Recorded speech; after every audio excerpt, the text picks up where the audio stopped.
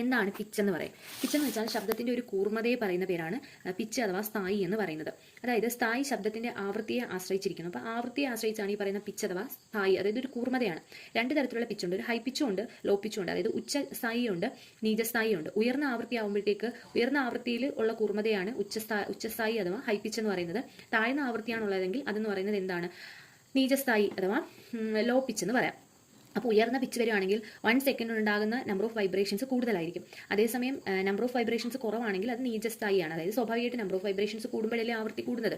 അപ്പോൾ അതാണ് ഉച്ചസ്ഥായി ശബ്ദം ഒരു യൂണിറ്റ് സമയം കൊണ്ട് ഒരു പ്രത്യേക ബിന്ദുവിൽ കൂടി കടന്നു പോകുന്ന കംപ്രഷന്റെയും റെയിൻഫ്രാക്ഷന്റെയും എണ്ണത്തെ ആശ്രയിച്ചിരിക്കും. ഇപ്പോൾ കുയിൽ ശബ്ദവും സിംഹത്തിന്റെ അലറലും താരതമ്യം ചെയ്താൽ സ്ഥായി കൂടിയ ശബ്ദം ഏതാണ്? സ്ഥായി കൂടിയത് കുയിലിന്റെ ശബ്ദമാണ്. അതായത് കുയിലിന്റെ ശബ്ദം എന്ന് പറയുന്നത് ഭയങ്കര പിച്ചിലാണ് നമ്മൾ കേൾക്കുന്നത്. അതായത് അത് ഉച്ചസ്ഥായി സൗണ്ടാണ്, അതായത് ആവൃത്തി കൂടിയതാണ്. അതേസമയം സ്ഥായി കുറഞ്ഞ സൗണ്ടാണ് സിംഹത്തിന്റെ കേസിൽ വരുന്നത്.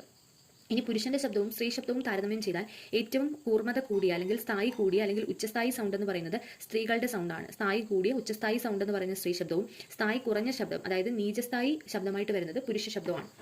ഇനി അതിലൊന്ന് നോക്കാം. പുരുഷന്മാരുടെയും സ്ത്രീകളുടെയും കുട്ടികളുടെയും ശബ്ദം വ്യത്യസ്തമാകാനുള്ള കാരണം വോക്കൽ കോഡുകളിലുള്ള നീളത്തിന്റെ വ്യത്യാസമാണ്.